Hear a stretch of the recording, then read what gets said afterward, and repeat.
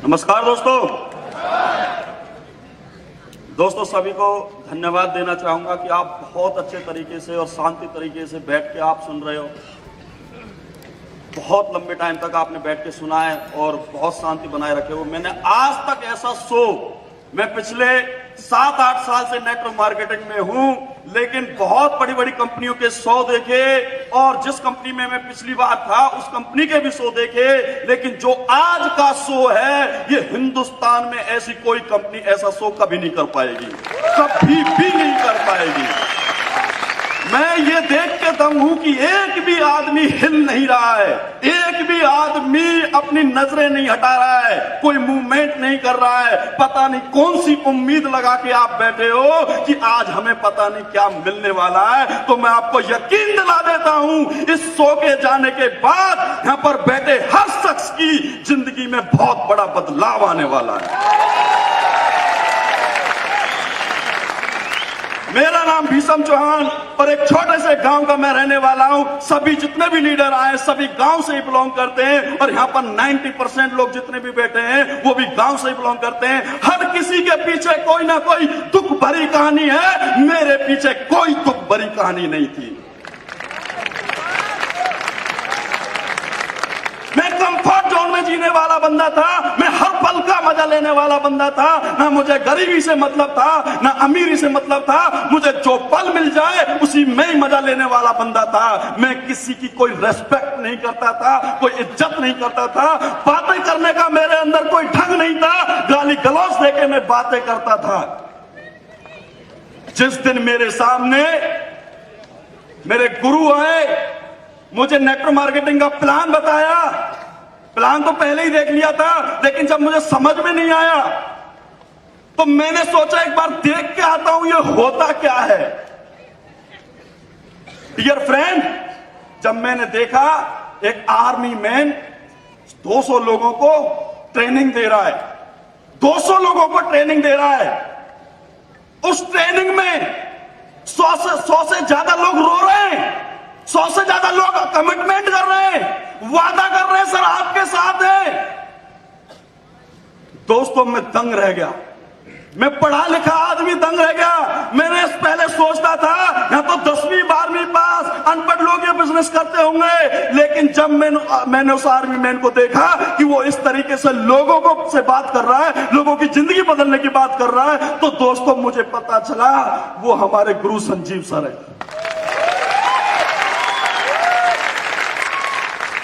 मैं पूरी network marketing में दुनिया में अगर किसी एक आदमी से इंप्रेस हुआ हूं, किसी एक आदमी के पीछे पागल हूं, तो सिर्फ वो एक ही आदमी है, मेरे गुरु संजीव सर। मैं पूरी दुनिया जीत सकता हूं, पूरी दुनिया में झंडा लहरा सकता हूं, लेकिन संजीव सर को कभी नहीं जीत सकता। मैं जब भी इनसे मिलता हूं, मेरा मैंने जब स्टूडेंट लाइफ में ये बिजनेस शुरू कर दिया था, कुछ पैसे आए एंजॉय किया, फिर कुछ पैसे आए फिर एंजॉय किया, काम कम और पैसे ज्यादा जेब में होते थे तो मैं काम कम करता था, नेटवर्क मार्केटिंग को समझ ही नहीं पाया। एसएलपीएस में आया, एसएलपीएस में काम किया, सर ने बोला बेटा तू एक काम कर, बस एक बार कैपिंग लगा दे। मेरे को समझ में आई एक बार कैपिंग लगानी है, तो मैं जब ट्रिपल डायमंड था एक बार मैंने कैपिंग लगा दी। सबसे पहले कंपनी में मैंने कैपिंग लगाई, 150 आईडी मैंने एक वीक में भेजी सर के कहने पे। लेकिन मुझे ये नहीं पता था कि कैपिंग तो हर वीक लगानी पड़ती है। मैंने सोचा इस हफ्ते 1.5 लाख आ गए, अब इनका एंजॉय कर लूं, बाद में फिर काम करूंगा। आप बहुत से लोग ऐसे बैठे होंगे जो काम करते हैं, एक हफ्ते चेक बना और अगले हफ्ते सोचते हैं इस हफ्ते तो 50,000 का चेक बन गया, अब मेरा बिजनेस चलेगा बहुत बढ़िया, अब कोई टेंशन नहीं। सोचते हैं कि नहीं सोचते? लेकिन कुछ दिन बाद वो फिर जीरो का हो जाता है, हो जाता है, हो जाता है। इसका मतलब है तुम्हारी जिंदगी में जरूर कोई सुख नहीं बैठा है, तुम्हारी जिंदगी में जरूर कोई मंत्रा बैठी है।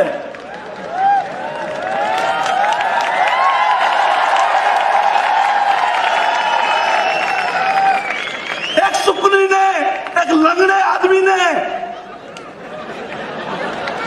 पूरी महाभारत में युद्ध करवा दिया, लाखों लोगों को मरवा दिया। या सुनो, तो वो सुकनी तुम्हारी जिंदगी भी खराब कर सकता है। वो बोल सकता है तू ये काम मत कर, बेकार है ये काम, छोड़ दे, कुछ भी नहीं है, ये कंपनी वाले खुद पैसे कमाते हैं, तुम नहीं कमा पाओगे। बोलते कि नहीं बोलते? बोलते हैं। अरे मंत्रा नहीं होती तो भगवान को भी वनवास नहीं मिलता। अब सोचो, जब वे बुरे लोग, बुरी सोच वाले लोग, छोटी सोच वाले लोग भगवान को वनवास दिला सकते हैं, तो हम और तुम क्या चीज है?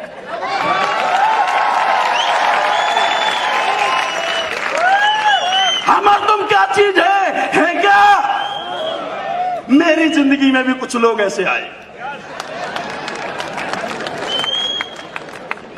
ऐसे आए, समझ नहीं पाया, बाद में समझ आया, अरे ये तो बुरी संगत है यार।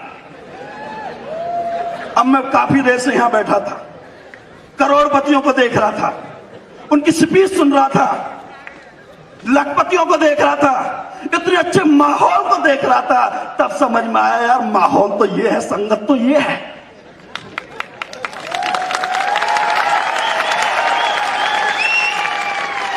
संगत तो ये है, लेकिन क्या करें, यहां से बाहर जाके फिर भांति भांति के लोग मिल जाते हैं और फिर हम कहते हैं हाँ देखा था 100। अरे देखा है तो देख के जाओ ढंग से। 2.5 करोड़ रुपया 2 साल में 2.5 करोड़, बताना जरा कोई खड़ा हो कि मेरे गांव में किसी ने कमाए हो तो बता सकता है कोई? कमाए किसी ने? अरे 2 नंबर का काम करके लूटपाट के भरे कमा लिए हो, लोगों को ठीक करके किसी ने नहीं कमाए।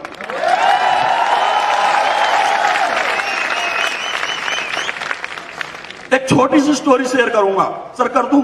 2 मिनट ले लूं? एक बहुत बड़ा राक्षस जैसी सोच वाला बंदा था।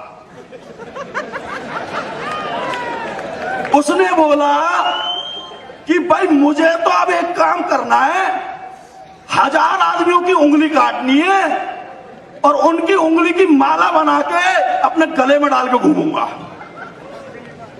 अब सोचो, उसने जब ये बात सोची तो वो क्या किया, लोगों को मारने लगा, जो भी उस रास्ते में जाता उसको पकड़ के मारने लग गया। सबको पता चल गया कि भाई एक बंदा है जो लोगों को मार के उनकी उंगली की माला बना के गले में डाल लेता है। अब सब लोग डरने लगे, उस रास्ते पे जाने लगे और उस बंदे का नाम रख दिया उंगली माल। क्या रख दिया? भैया उस रास्ते पे मत जाना, वहां उंगली माल रहता, मार के खा जाता है, उंगलियों की माला बना लेता है। पूरी प्रजा डरने लग गई, समाज डरने लग गया। अब उस रास्ते पे कोई नहीं जाए। उसने धीरे धीरे मार मार के 999 कर दिए। अब एक बच गया। क्या बच गया? अब तो लोगों ने घर से ही बाहर निकलना बंद कर दिया, कहीं ऐसा ना हो 1000 में मैं हूं। अब तो कोई उस रास्ते पे जाए ही ना, वो बेचारा तड़पता रहे कब कोई आए, कब मैं 1000 बंदों की माला बनाकर पहनूं। अब वो तड़पने लग गया, साल हो गया, 2 साल हो गए। अब एक दिन उस गांव में महात्मा बुद्ध आ जाते हैं और महात्मा बुद्ध से बोला,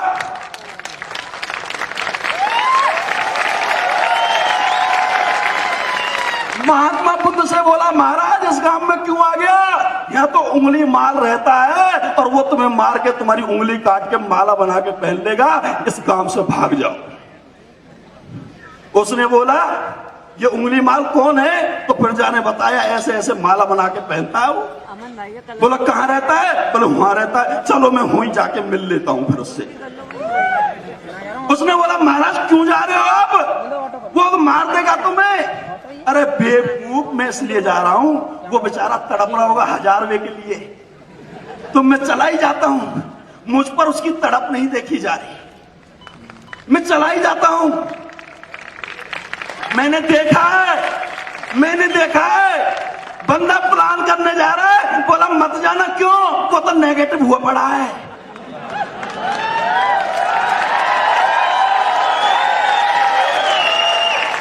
अरे भैया, तुम उसके कहने से रुक गए, उस मंत्रा के कहने से रुक गए। अरे उसकी तड़प तो देखो, वो बेचारा नेगेटिव क्यों, पता तो करो, उसकी तड़प तो खत्म करो। और महात्मा बुद्ध को ये बात समझ में आती थी, वो चला गया। अब चला गया, उंगली माल ने देखा दूर से एक आदमी आ रहा है, तो उंगली माल ने क्या किया, बोला ये कौन है जो सरफरा मेरी तरफ आ रहा है? सालों बीत के यहां कोई नहीं आया, ये कैसे आ रहा है मेरी तरफ? तो उसके साहस को देख के एक बार तो वो सहम गया। फिर उसने बोला चला आने दे, साले को काटना ही तो है। उसने अपना हथियार लगाया, हथियार में जंग लगा हुआ था, और उसको पहनाने लग गया। अब जैसे ही महात्मा बुद्ध आने लग गया, नजदीक आने लग गया, ऐसे ही उसका मनोबल टूटने लग गया कि जरूर कोई साहसी आदमी होगा जो मेरे बारे में सुनने के बावजूद भी मेरे पास आ रहा है। 2-4 लोगों ने बोल दिया वो तो वहां काम करता, नहीं आएगा, वो नहीं आ सकता, वो तो बिल्कुल नेगेटिव है। अरे जाओ तो सही, क्या पता आ ही जाए।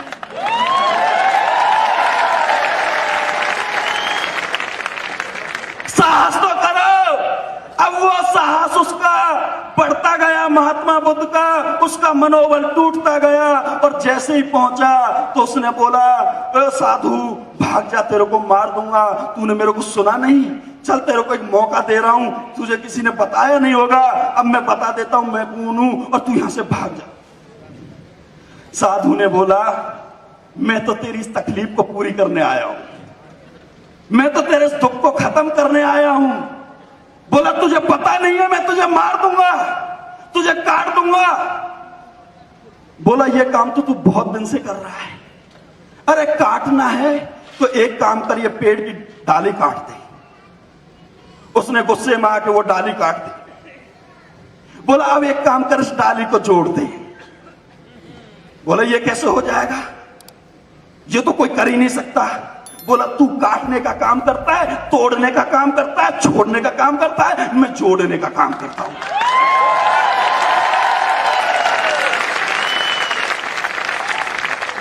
अरे काटना छोड़ना तो दुनिया करती है। आज मैंने ये कंपनी छोड़ दी, मैंने ये काम छोड़ दिया, मैं ये नहीं कर रहा, मैंने उसको तोड़ दिया। अरे जोड़ने का काम करके तो दिखाओ, महात्मा बुद्ध को बन के दिखाओ। बोला मैं तुझे काट दूंगा। बोला मेरे को तू नहीं काट सकता। बोला क्यों? बोला मेरे को नहीं काट सकता, मैं अमर हूं, मैं आत्मा हूं। मेरे तू शरीर को काट सकता पर मेरे को नहीं काट सकता। उसकी बात सुन के वो भावुक हो गया और उसने उसके पैर पकड़ लिए कि महाराज तुम कौन आ गए। उसका भक्त बन गया। अब तो उसने उसके लिए उसका चेला बन गया और उसके लिए मतलब दिन रात सेवा करने लग गया। एक दिन महात्मा बुद्ध ने कहा मैं थोड़ा सा बीमार हूं, जा मेरे लिए भिक्षा मांग के ले आ प्रजा में से। अब वो प्रजा में जैसे भिक्षा मांगने गया तो लोग डर गए, भाई ये तो वही आ गया, ये तो उंगली माल आ गया, भाई मारो इसको। तो वो छत पर चढ़ के उसमें पत्थर मारने लग गए, चोट मारने लग गए। अब होता क्या है, जब तुम बुरे से अच्छे बनने की कोशिश करोगे तो चोट तो सब मारते हैं।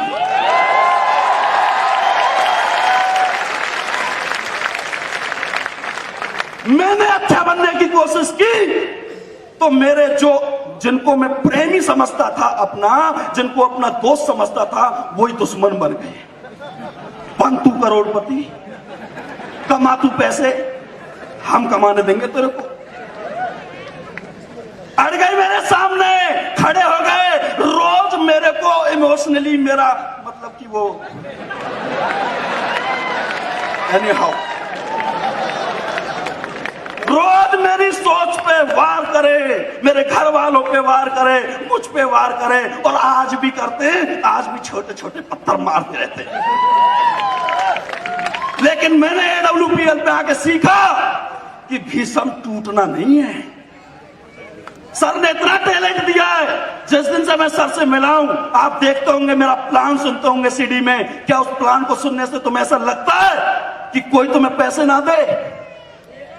किसने सुना वो प्लान? हाथ खड़े करें। दिल से सच्चाई से बताना, क्या उस प्लान को सुनने के बाद बंदा पैसा नहीं देगा? क्या जुड़ेंगे नहीं? क्या गुरु से लिया वो टैलेंट टोटली गुरु जी को नकल करता हूं। डायरेक्टर नहीं हूं, बड़ी रैंक पे नहीं हूं, लेकिन जिंदगी भर नकल करता रहूंगा। अब उंगली माल, जब पत्थर पड़े तो उसको चोट लगी, खून बहने लग गया, गिर पड़ा।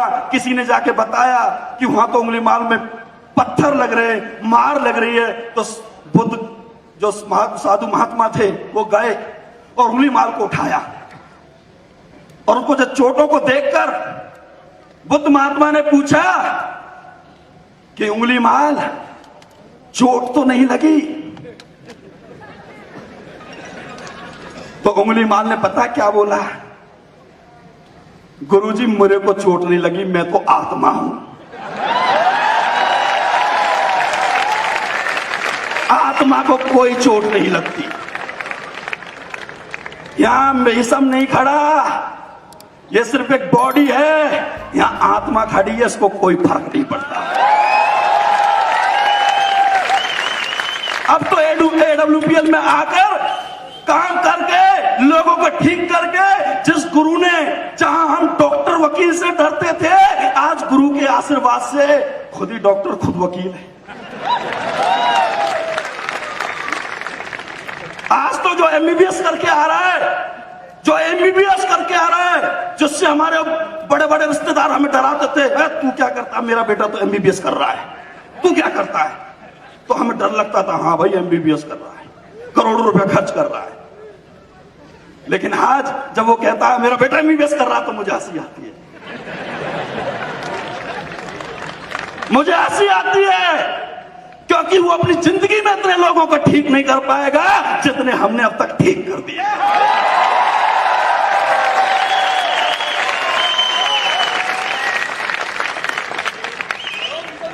बहुत बड़े प्लेटफॉर्म से जुड़ गए हो तुम। बहुत बड़ी क्रांति आने वाली है, बहुत बड़ी लहर आने वाली है। इस लहर में बहते रहना, जिंदगी बन जाएगी, जिंदगी बन जाएगी।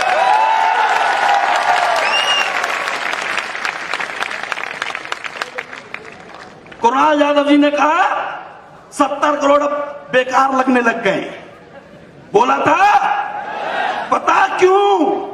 वो पैसे कुणाल को नहीं चाहिए, कुणाल की जरूरत नहीं है, क्योंकि वो तो आत्मा है।